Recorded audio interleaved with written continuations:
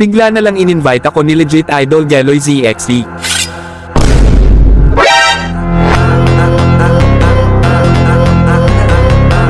Ngayon malalaman natin sino nga ba ang legit or fake.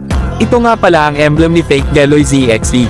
At ito naman ang emblem ni legit Idol Geloy ZXC. Sino kaya ang mas malakas sa pagitan ng dalawang emblem ng fake at legit na Geloy ZXC?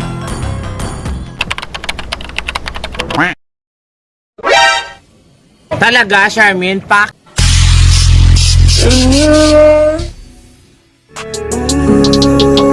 Dami nilang humahabol, they can't chase us.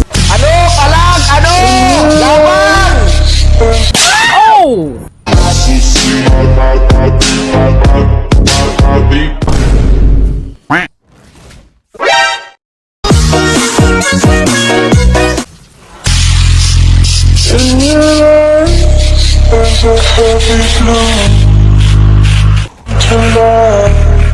Oy, magpa-farm na lang ako.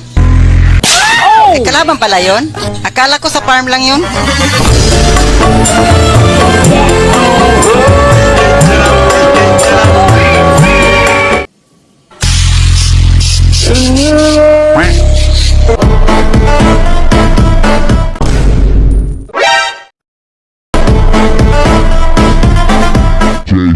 JJCK é o brabo da putaria.